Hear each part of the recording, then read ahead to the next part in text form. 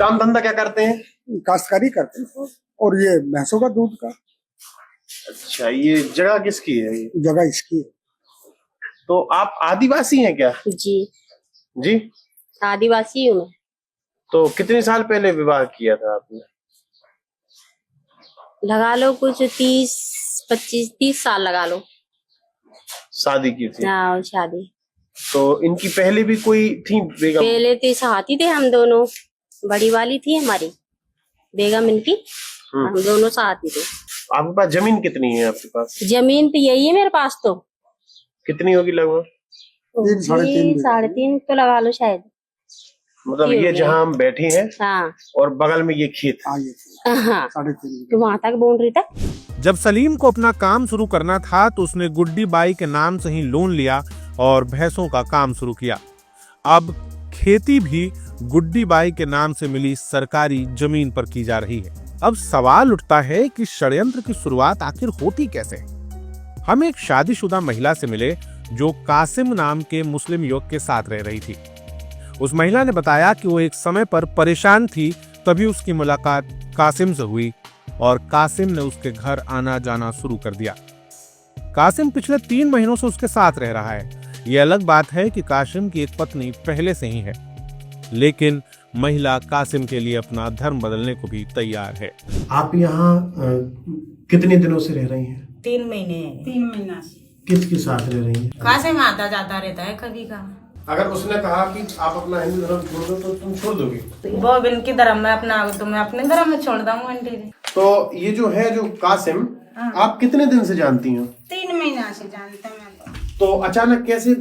आज जी तो जिनकी जी जाना सर मतलब हाँ मुँह तो जानकारी ना कैसे मिले कैसे नहीं मिले, कैसे बात भाई कैसे नहीं भाई। तो अपन काम पर जाते हैं नहीं गोदाम में, जब आप पैसा ऐसा देने। आरिफ कौन है?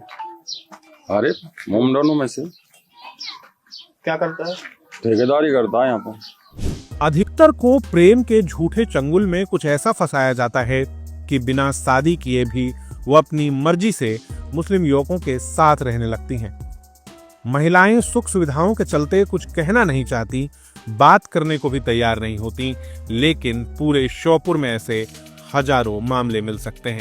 कुछ शादी आदि नहीं वैसे ही रख लेते हैं, शादी आदि कुछ नहीं करते साहब। मुसलमान के जो एक आदिवासी की महिला रख ली है तो वो घरवाली तो आदिवासी उसके नाम पट्टा करवा लेते हैं।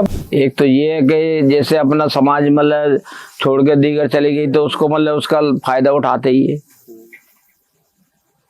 उसके नाम पे मतलब चुनाव भी लड़ेंगे, पूरा लाभ लेंगे। वो जो भी योजना शासन की है उसका सब लाभ उसको मिलेगा और दे रही है गवर्नमेंट उसको। कई मामले तो ऐसे भी हैं जहां शादी के बिना भी मुसलमान जनजातीय महिलाओं को अपने घरों में रख रहे हैं, उनके नाम पर जमीनें खरीद रहे हैं। जनजातीय समाज के अधिकारों की रक्षा के लिए सरकारों ने ऐसे कई कानून बनाए हैं कि उनकी जमीन कोई और नहीं खरीद सकता, लेकिन इन नियमों को धता बताते हुए बीवियों के नाम पर धड़ल्ले से आदिवासियों की जमीन खरीदी जा रही है। यह मामले चौंकाने वाले हैं। यह जनजातीय समाज के अस्तित्व और संस्कृति के लिए तो खतरा है ही, लेकिन साथ ही साथ देश और प्रदेश की सुरक्षा के लिए भी एक बड़ा खतरा है। झारखंड में जमीन खरीदने के लिए पीएफआई को बांग्लादेश और आतंकवादी संगठनों से पैसे मिल रहे थे। सवाल है कि क्या श्योपुर में भी पैसे कहीं और से आ रहे हैं? जिस चतुराई से शांति के साथ आप ही के श्योपुर जिले में ये षड्यंत्र रचा जा रहा है, शायद आपके आसपास के जिलों में भी ऐसा ही कुछ हो रहा हो, क्योंकि मध्य प्रदेश आदिवासी जनजाति बाहुल्य राज्य है और जिस प्रकार से खंडवा, बुरहानपुर, श्योपुर, मुरैना, मंदसौर, नीमच और ना जाने कैसे ऐसे कितने सारे ऐसे जिले हैं जहां पर यही गतिविधि चल रही हो और 2047 में इस्लामिक एजेंडा के हिसाब से काम हो रहा हो। आप हमारे साथ जुड़े रहिए, देखते रहिए आयुध। आप हमारे चैनल को सब्सक्राइब कर सकते हैं। हम फेसबुक, इंस्टा, ट्विटर हर जगह मौजूद हैं। आपका बहुत बहुत धन्यवाद। लगातार जुड़े रहने के लिए आयुध को सब्सक्राइब जरूर करें।